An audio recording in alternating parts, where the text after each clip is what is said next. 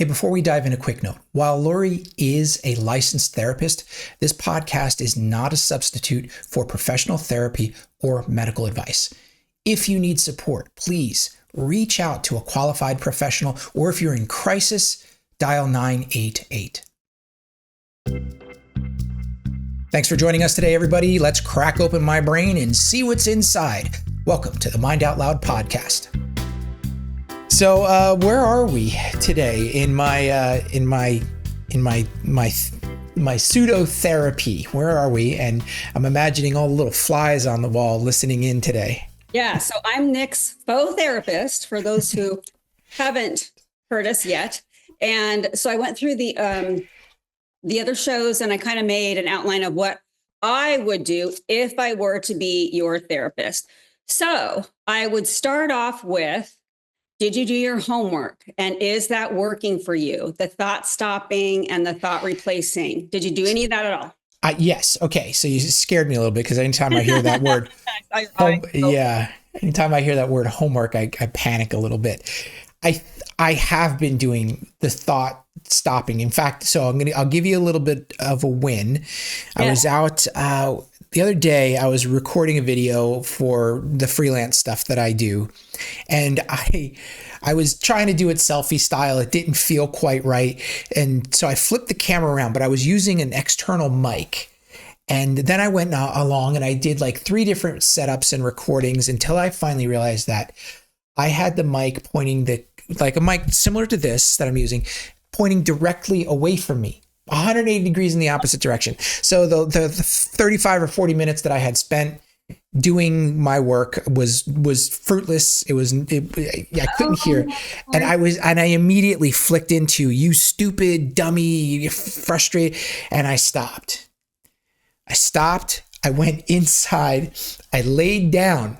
I went into my bed. I laid down, which I never take naps. I laid down and I did like a little meditation-y thing for a few minutes. And I took a couple of deep breaths. And instead of shitting all over myself, I just walked away.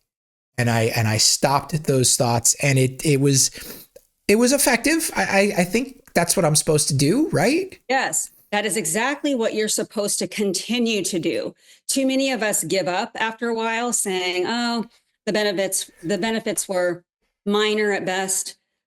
Keep doing it, because this is something that we are trying to, it's a lifelong habit that we're trying to break. Well, nearly a lifelong habit. And remember what we talked about. It quite literally changes the matter in your brain. The gray matter versus the white matter. It's the stuff that we need to be able to connect the pathway to the road of being able to see the brighter side of things. The bad things are going to happen anyway, but we're adding suffering if we then allow ourselves to beat ourselves up too. Yeah. And I knew that. I thought to myself, I'm not going to be effective at all on this video. I'm making a video for a client. They don't want to see a poopy face, because I knew my frustration was shining through for sure. I cannot hide that kind of stuff. But then I also thought to myself, what if I didn't work from home at the moment? What if I'm, and I'm in an office environment and I make a mistake and I want to beat myself up? I feel like I would just fold over on the inside of my head and just beat myself up internally, because I can't just, I was lucky. I was able to just walk away and actually lay down for a minute.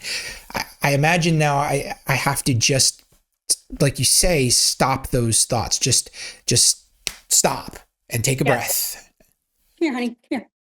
There's my little chihuahua. Well, eventually I'll show you to him. So you're right, Nick. Another coping skill is called compartmentalization.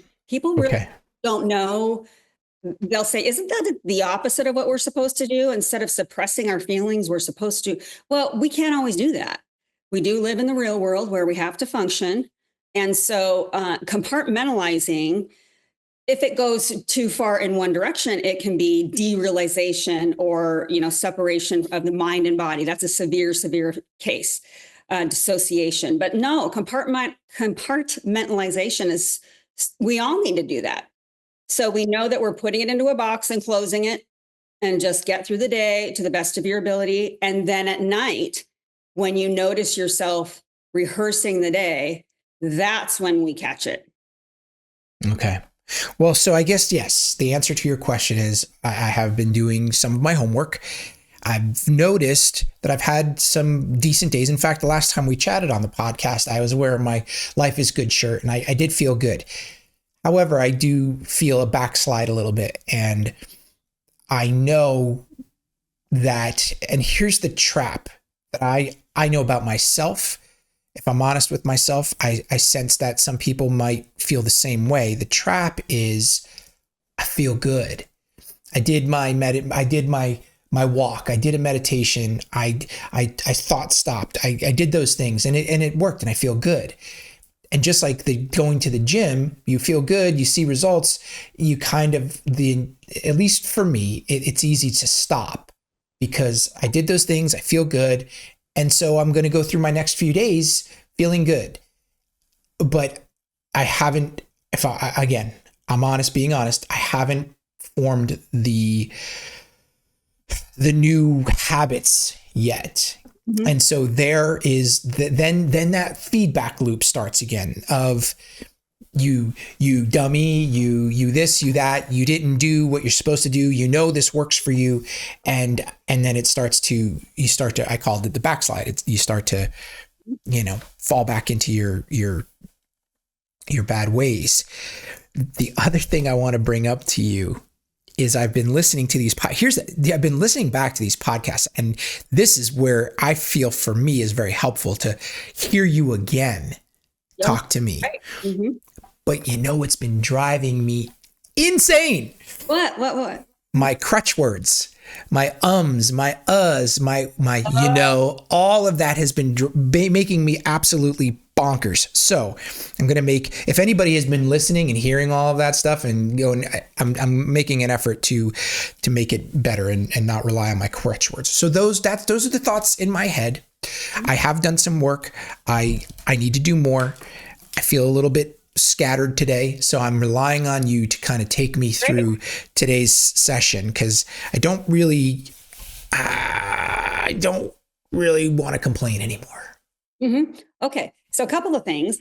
Same thing. I went through I watched the videos and my old TV brain came back like, oh my gosh, why do we have such a close-up? Every gesture that I make seems overdone. It's the TV brain, correct? Yeah. Because we had to sit there with consultants and watch ourselves as they picked us apart. So it's not necessarily conducive to just being who you are. I think we could even use this as an opportunity to power through some of that discomfort and say, so what?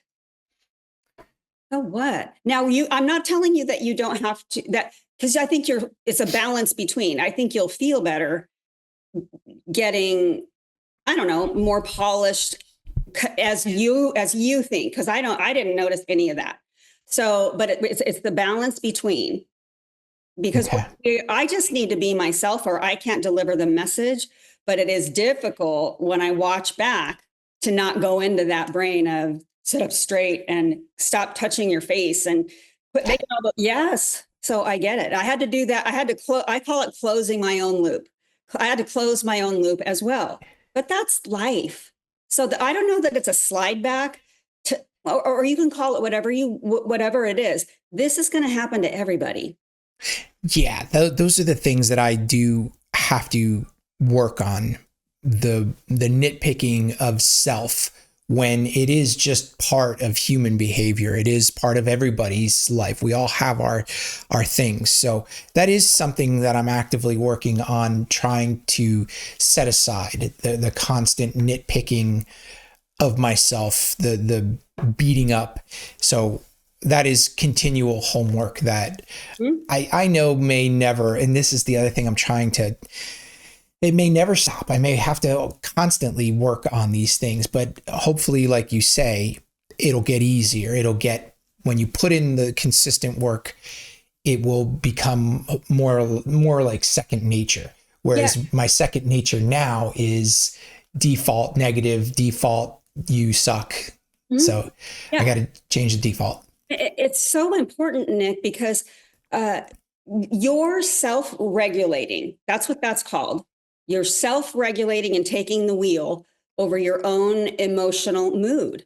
Now, sometimes we need to co-regulate with someone else because it's just too difficult, and that's also healthy. But it's so important to not continually suppress. My mom told me the other day that a husband of her friend just out of nowhere took his own life. They were on, yeah, no, she had no idea. They went on vacation the month before, and I said, I'm not surprised, Mom, because once again, so many people are taught, don't complain, don't say anything. This is, I think the last statistic I read is 30,000 men in our country a year take their own lives. 30,000 men. That's a heavy one, because those thoughts have run through my head. I will not say that lightly, but I also don't want people to worry. But when you really find those deep depths of your brain, there is something that says to yourself, this hurts so much. It hurts so much. I have certainly I've not come close to that, but I understand it. I guess the point is I can understand it. I see it. That number is extraordinarily high, but it honestly doesn't surprise me. There are things, and I don't want to sit here and whine and complain as for all intents and purposes, a privileged white guy. Really, my life is pretty damn good. But you cannot escape the expectations that there are, the things that you're expected to do and be, and the support and the strength that you're constantly expected to be, the things that I constantly worry about: the future. Do I have enough money? Are we going to be able to retire? Are we going to be able to live the dreams that we want? Can I support myself? Can I support my wife? Can I, literally keep the roof over your head? When you look at repairs for things, we looked into things like, we're looking at new windows for the house because they're old and leaky, and $85,000 for windows. Are you fucking kidding me?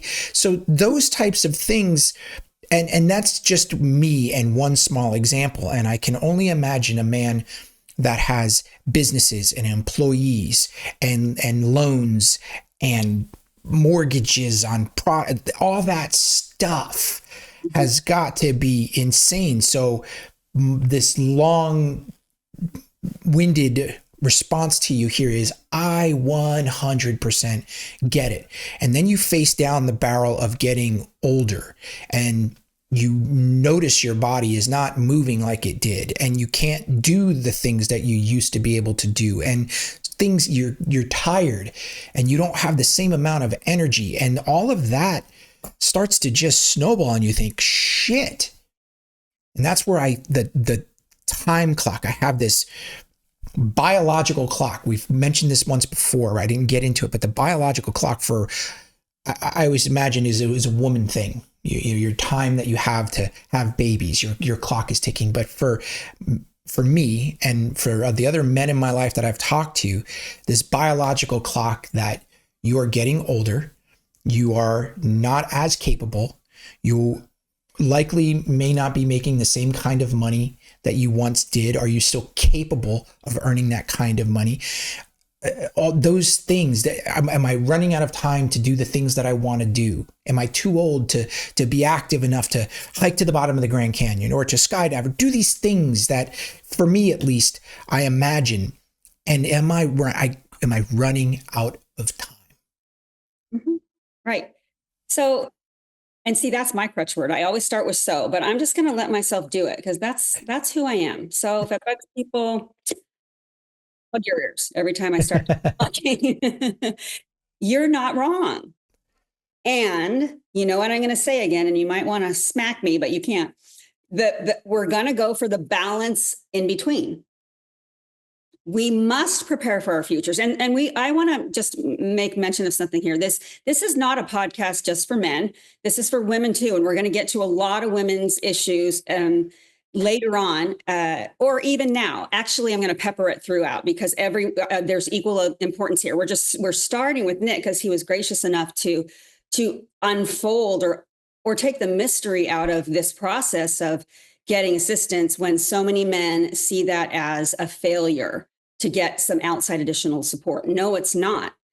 And this is also not to stay stuck where you are. I promise you, we are only exploring this stuff right now to then learn what to do about it. So a lot of gender roles are changing. I am head of my household too. Whenever, and when I say head of household, I mean, I'm the only one earning the money as an adult, right? So whenever I hear the house crack or something happen on the roof, I think, what is a roof? What does it cost to replace a roof? Are both of my AC units going to go out this summer in Arizona? Yeah. In Arizona, it's basically like having it's your life support system. Exactly. So I'm going to like put crosses and I don't know, altars up there and light candles so that they keep going because those are very, very expensive and prices are ridiculous right now. So we must think about these things or we are unprepared. After all we can do, what's our answer then? That's all we can do. Then we have to go back into what you were talking about, surrendering it, turning it over, thought stopping, thought replacing, meditation, exercise, practicing gratitude, because that secretes different types of hormones which allow for creativity and rest. All of those things, it is then our job to release. Yeah, there's no point. I understand there's no point in stressing about the future. There's nothing you can do about that. So that's where I when I get on that runaway train of doom, that's where I try to stop and say to myself, okay, I can think, I can prepare for the future. I can't worry about it. I shouldn't worry about it. That doesn't always happen immediately though. I don't always remember to switch tracks right away. My brain will go on that runaway train, like I said, too long before I stop myself and I say, okay, put the brakes on, take a breath. None of that stuff is happening today, right now. It's not an issue. So don't stress yourself right now. Prepare for it. So, but that's not easy. Yeah. So, I know. Okay. Yeah, it's practice, practice, practice. And then there are days when it feels as though none of this stuff is working today. So we do have days like that, and just do the best you can, or hang it all up for one day, meaning, the coping skills. Try not to leak out sideways, as we say, or dim anybody else's light. You know what I'm talking about. And then make a better effort after a good night's sleep and start again. Yeah. Good. It's a never-ending thing that cycles in and out and in and out. I want to normalize that. I'm not fixing anyone. That's not my job. It's to teach tools to manage stress, to manage distressing emotions. We all have stress to varying degrees, depending on what's happening in our lives at the time. So that takes me to another question I would have for you. And these honestly are questions I would have for a therapist. There's a part of me that doesn't want to be this up and down. I'm looking for more even keel in my life.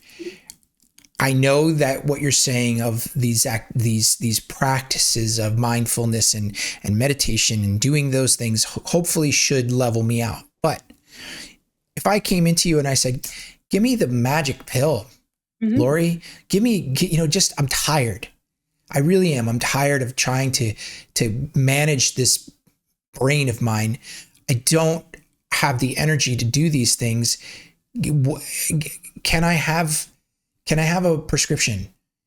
Where does that go? And that takes me now into a different idea of of what I'm trying to do in my own personal life. I don't know if that's what I want to go to. I don't know if I want medication, but there's been days, honestly, where I'm like, fuck it. Give me the damn pill and let me just be human and rest and go through a normal day for more than just 3 days at a time. You know, Cycling is exhausting. It's exhausting. So just a couple of clarifications. I cannot prescribe medication. I am a master's level clinician, meaning that I'm a licensed professional counselor. So you would need to, if you wanted, and we do this. If I have a client who comes in who says, I'm not telling you that I'm suicidal, Laurie, but I am so tired of the thoughts that are playing around and in my head over and over and over again of I'm worthless. I'm just throwing stuff out there. I'm worthless. I don't know why I'm here. I contribute nothing. Everything I do ends in failure. I think I make people's lives worse. I mean, it's awful, and you can just feel their pain. Well, then we need to pay greater attention to a faster form of recovery, because that's too low of a baseline mood for any of these coping skills to really be effective. So we pull in a psychiatrist. That's a medical doctor of the mind who can prescribe psychiatric medication. Your general practitioner can too. It's up to, of course, the specialist, if you find one that you vibe with, that's the ideal case. But sometimes the wait list is too long or they're too expensive. So do what you can. If it's through your general practitioner, then it is. So you're right. If the distressing emotions, I don't see this in you, but if the distressing emotions are too low for too long, then I would bring in that genome test or test like it that I don't know about yet, that would then assess the 26 different genes that are responsible or play a role in your mood. And that's the one that I've taken and that we're going to bring up in a later episode to find out what's going on with your serotonin, your dopamine, your norepinephrine, your oxytocin, all of that stuff. So, okay, I understand that pathway. It disappoints me a little bit. If I'm sitting in your office and I'm asking you and telling you these things that I'm curious about, trying, something to level me out. Now, am I going to have to go through a whole other process of interviewing a psychiatrist now, or is this simply, can I stay with you as my therapist, and can we just, is it a referral? Do I have to go see somebody? Is it a Zoom call? Where does that process of a prescription start? How does that happen? I'm glad you brought that up. You're right. Because it's like, are you serious? I have to go right again? No, you don't. No. People are under the impression that psychiatrists are counselors. No, they're not. So they may seem to some people abrupt or cold. Some are lucky enough to have a great bedside manner and the degree and the knowledge. You only see them once for an assessment. If you want medication, you don't have to want it or have it. And then if it's working for you, every 3 months or 6 months for a med check and refill. And okay. I would, if you wanted them, I would give you 3 referrals and let you know the good feedback I've heard and if I have, etc. Okay. So I'm still in the meantime working with you, my therapist. Mm-hmm. Additionally, there would be a psychiatrist involved to handle the medical side of things if I go that route. But you and I are still talking. And what happens? Do you send over some sort of like a case file to them, or do I have to sit down and go through my whole shitstorm with another person? You don't do a trauma timeline. You don't. Okay. No, you just talk about your moods, that rapid cycling, and you really need something to stabilize you out, some sort of mood stabilizer. They're just asking about what are your symptoms of your moods, and what do you think's going on. Are you Okay. high and then low? Are you manic and then you're sleeping for a week? Or, they're going to ask you questions like that.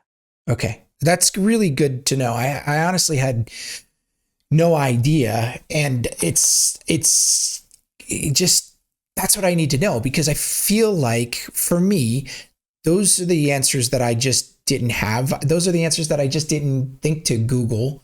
Right. I'm talking to you. I'm talking it out with you. It's helpful. That's why I guess everybody says it's so helpful to talk about these things. And I think that may have been why I might not have started, or I think why a lot of people may not even start, is because this process seems scary. It seems like, with our American healthcare system, there's so many people involved and so many different steps. So, okay, that's red tape. It's yeah. That's good to know. And you clarified that for me. So I appreciate that. And you also made me feel good by saying you don't think I'm really the person that needs something. Not even close, Nick.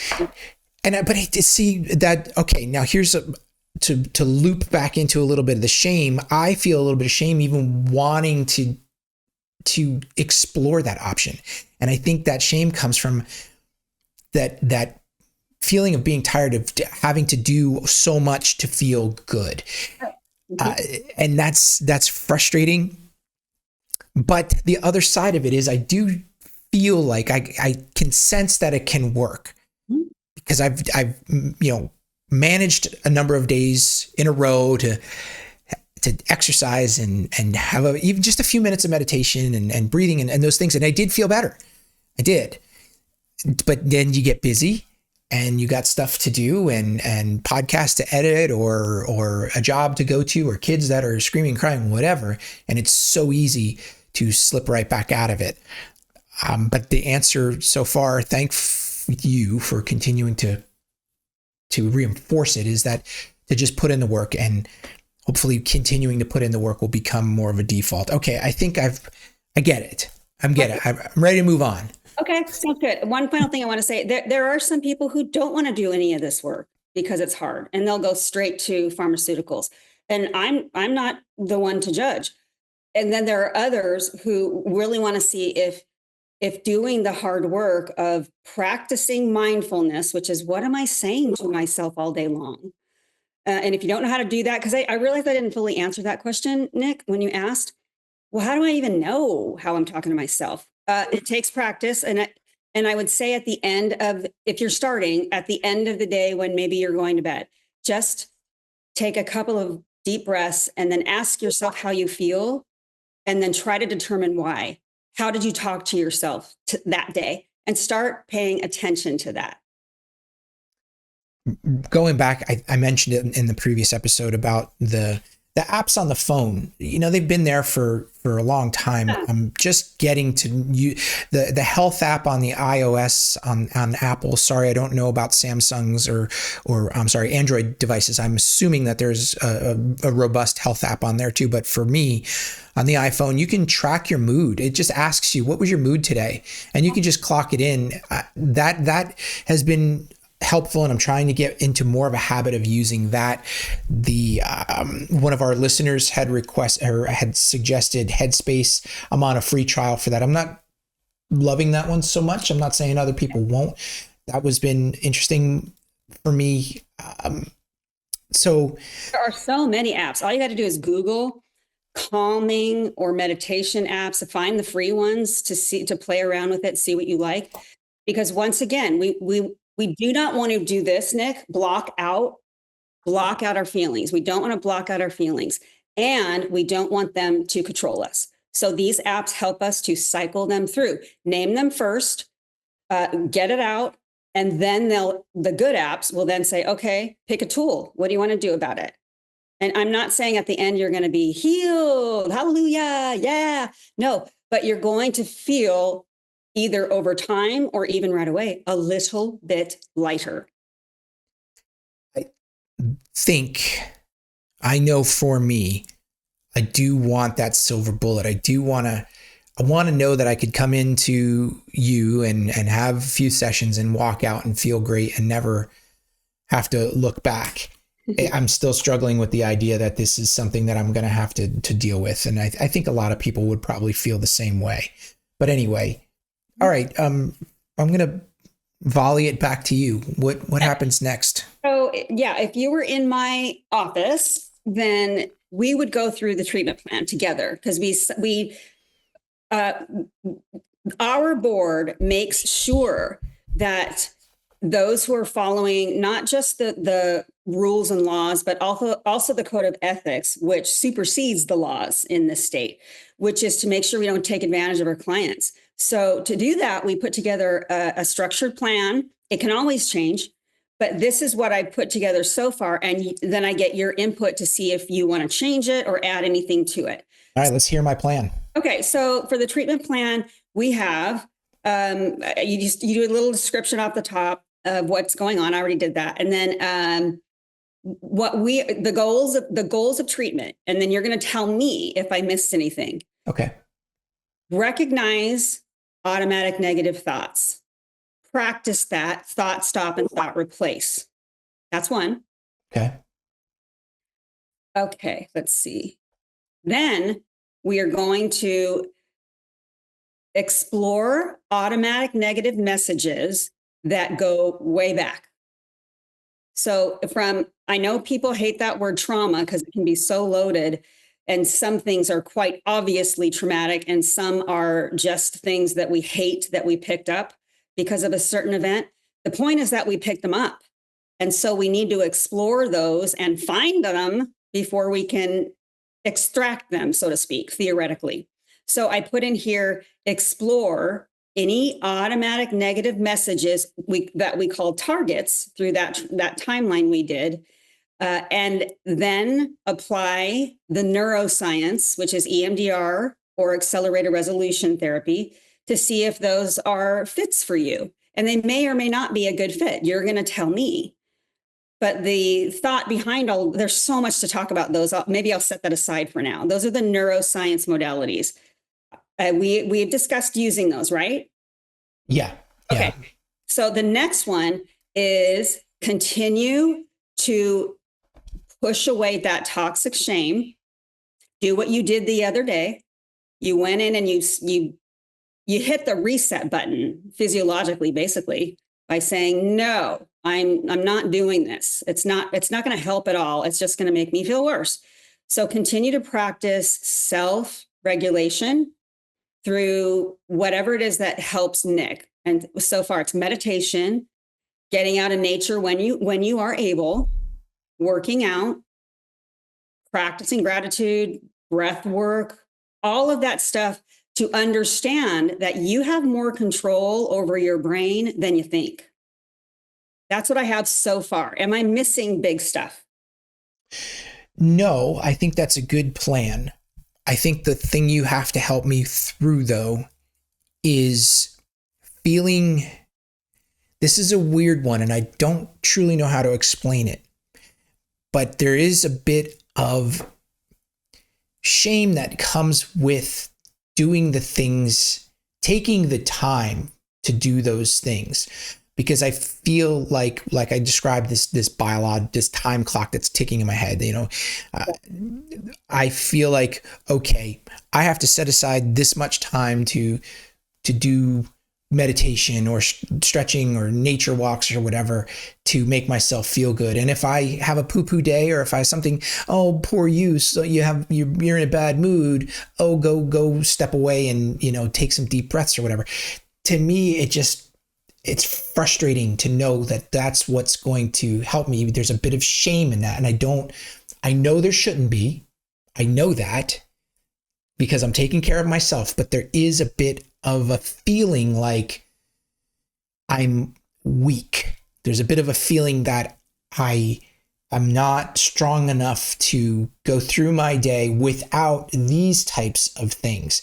And I know that even saying it out loud, it sounds so stupid and so silly, but I'm being honest, that's something that I'm trying to overcome. Mm-hmm. There's a bit of embarrassment with it. Yeah, I'm fully aware. I have it too. And it's not something that's fun, and it's not easy to talk about because those who, okay, a couple of things. Those who don't have it have no idea and simply think you're, a troublemaker or a wuss, or you're a stewer. You're never happy with anything. So you learn to just not. Yeah. Mm-hmm. Or they have it and they've overcome it, and then they'll look down on you for that. I get it. And then but the biggest critic is who? It's the inner critic. Yeah. Yeah. Yeah. I don't want it. I don't like it either. But that's where working on that shame over and over, the negative default, I guess when you put it all together, hopefully it'll make you feel better. That's the opposite. That's the yang to the yin, right? Right. And you don't have to take a 45-minute nature walk when you're feeling that, feeling yourself in that negative rumination where it's just that playback over and over, like a record of all of the ways in which I'm defective. It doesn't take that long. So we may have to do it several times a day, but big deal. You can do it. You can do it even when no one's really noticing. Let's say you're in a meeting and they're focusing on something that it's not your area. Okay, great.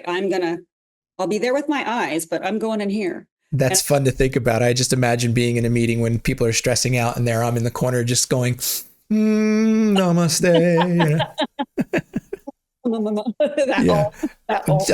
I'll be back in a minute. I'm just going to write on my eyelids, self-care. Exactly.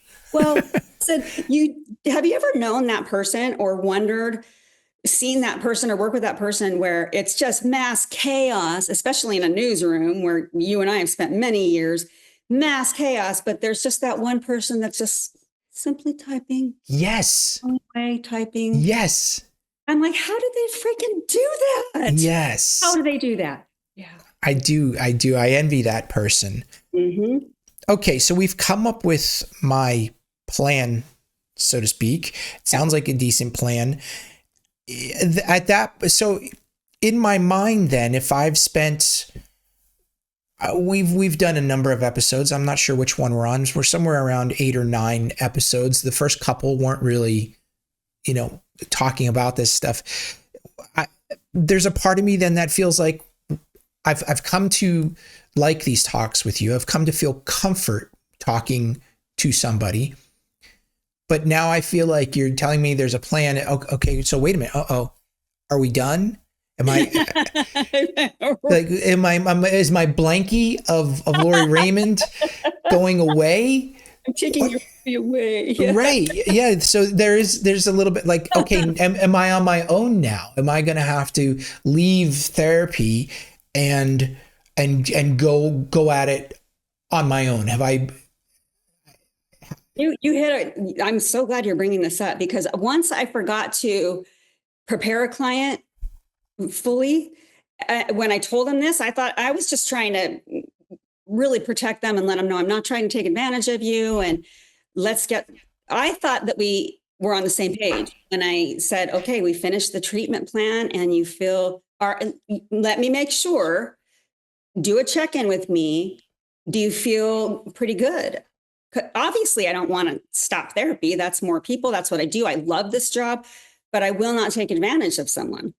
And he was ready to be released or close treatment. He told me, and then just out of the blue, he crossed my mind. And so I reached out to him on email and just said, how you doing? I'm just checking on you. And he emailed back and said, not great. So anyway, I want to make sure that I let people know that just because we say that, it doesn't mean that you cannot come back, because some people are verbal processors. That's me.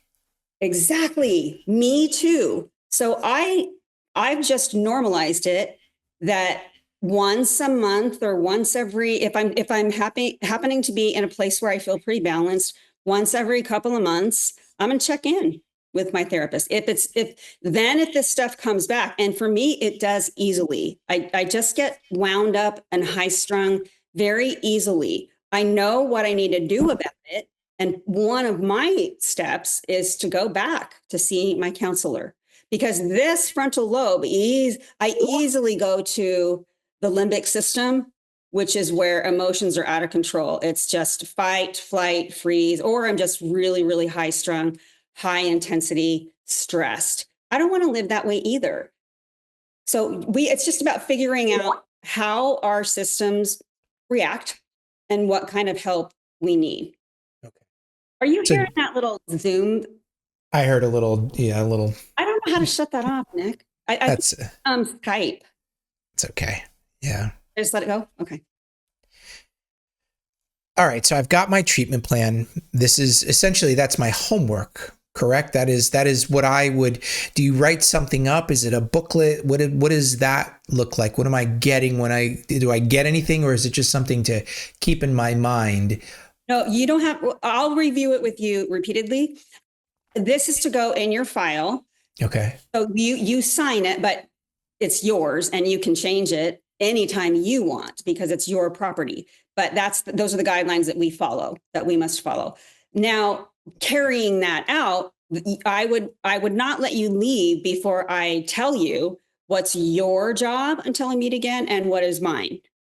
So I consistently, to the best of my ability, will type up what the client is supposed to do for the week when they can. We're not asking for perfection here.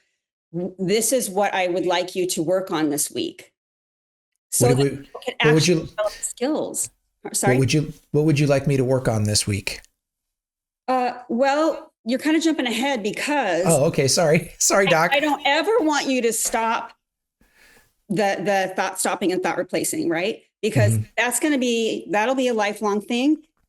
But don't despair. It's like the waves of an ocean that come in and leave. When we look at life, that's the way it is. Moments of peace where things have really settled down, and we're doing our best to enjoy it because another set of waves probably is coming. So that's why practicing all these coping skills are so helpful. We need them more in times of, I was going to say intense duress, but you understand what I'm saying. When external stressors are too great. Okay. So the next thing, how much time do we have? We've got about 10 minutes or so, a little less than 10. Okay. Well, then there wouldn't be time for us to go through what the next step would be. And that would be, so I wrote down all of your targets and I have them right here. I call them lining them up for EMDR, eye movement desensitization and reprocessing. What the theory is behind that, we discussed it a little bit, is that these messages or takeaways from certain events in our lives have become stuck down in that limbic system. And this is neuroscience. You don't have to believe me. Look up anything EMDR related, but use the .org so that it can be a trusted site. This works. It changes the chemistry in the brain, and we do not lose the knowledge. We lose a lot of the reactivity around the event. Okay. So I'd begin that. The first phase is simply lining up the targets. So maybe we have time to do one. Let's just do one. Okay. Sure. Yeah. So this is fun. Now we're starting EMDR. Okay. Yes. Well, you're not actually processing, but we're starting the beginning part. So let's just take the bullying target, right? Okay. And in past episodes, people can look it up and listen to what those are. Okay. Yeah. Is that all right? Or should we review? Quickly, I was hung on a locker by my underwear band by a 6-foot-tall senior in high school, and I was a freshman, and it sucked, and I've never forgotten it. So there. You were left on that thing, and they walked away, right? And and you experienced bodily harm from it and intense humiliation. Yes, very good. Okay, that's the target right there. All right. Now we do the SUDS scale, or the subsequent units of distress scale, which simply says On a scale of 1 to 7, that's how I was trained, but that seems so arbitrary to me. So I go 1 to 10. On a scale of 1 to 10, how distressing is that on a day when you're having a pretty crappy day and feeling like that small guy, 10 being the worst. So we want to go after the worst feeling when it pops up in your brain. Does that make sense? I think it makes sense. So I am I relating that? I know everyone asks that. Do you mean back when it happened or Right. now? And I would accumulate all the parts of you. So the one that happened way back then, and then the one who was able to, through the years, begin to understand what a crappy thing to do that was, and what a hard thing for younger Nick to have to go through. So when the echoes of that, when you feel like remember your wife said, "Hey, Nick, you're not that small boy anymore." Yeah.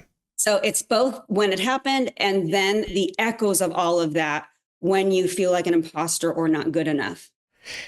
I would give that I would put that as a 5 or a 6 as importance. I don't think about it on a daily basis. It does. I'm not on my gray days. I'm not like, oh, I was given an atomic wedgie and it sucked, and it, and I never forgot about it. It doesn't come up, but so let's say a 5. Okay. Yeah. I would argue that it does connect with more dots than that. Here's why. Because the other automatic negative messages that continually play in your head when you are feeling like you're screwing up, for example, when you shot that commercial and the owner of that giant company was right behind the camera watching you sitting in a chair going like this, with a hand on his forehead going, "Oh my gosh." And you internalize that as, he doesn't like what I'm doing. I'm not doing this right. Am I getting that? Yeah. Yeah. Okay. Yeah. All right. Yeah. Those are the continued messages of, I'm not measuring up. I'm Small. small. Right. So I would personally, I think it's higher. Again, this is for you. This is an arbitrary number. It's my job to bring that down in terms of reactivity. I would say it's more like a 7, 8 personally. I think I see what you're saying. That moment in life had ripples that affected my psyche in greater ways overall. I think I see what you're saying. That's what I mean. Yeah. Okay. The bigger Okay. picture, because it carried through until you grew in college. So it's tied to other things as well. And again, this is not so that you stay there or that you I'm so horrific. No, this is not that. This is the digging to the bottom, putting a light right on it, and then figuring out what's the medicine that we need. What do we need to do about it? All right. So what are the emotions involved? We talked about one, humiliated. And when you think about that happening, what are the emotions? Tremendous embarrassment, the fear of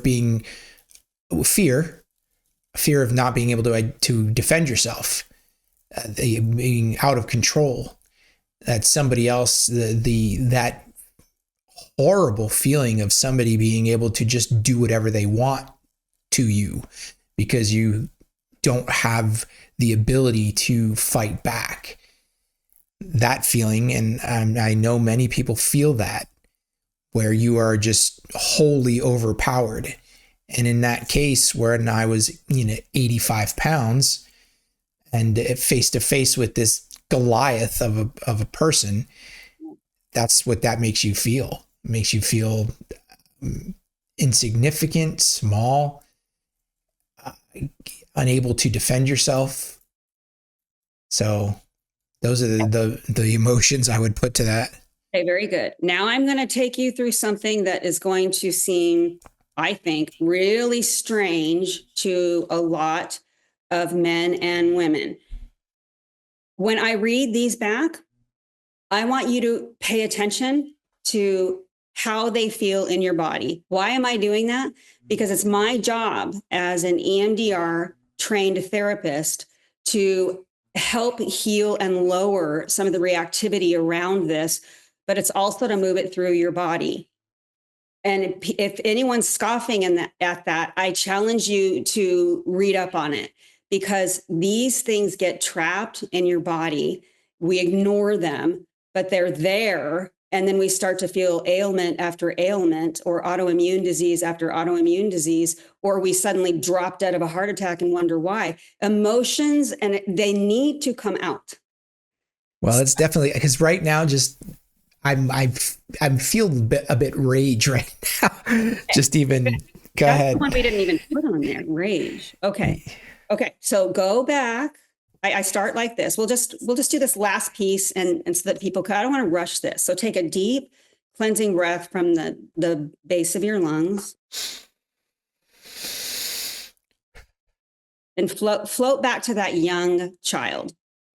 Float back to that young boy, 85 pounds. I want you to feel all of those emotions again. Humiliation, tremendous embarrassment, fear, terror, really, that horrible feeling of powerlessness that somebody bigger than you can do whatever they want whenever they feel like it. And then, of course, rage. Okay, now you can open your eyes and let me know what's going on in your body. This is called a body scan. Where do you feel, what's going on in your body, Nick? All right, that's where we'll pause for today. We've covered a lot, unpacking emotions, self-awareness, and even diving into the mind-body connection. But we're not done yet. So in part 2, I'll go even deeper into that bullying story, into practical tools and strategies you can use in your everyday life. So be sure to hit that follow button and join us for the next episode of Mind Out Loud. You're going to want to hear the end of this one.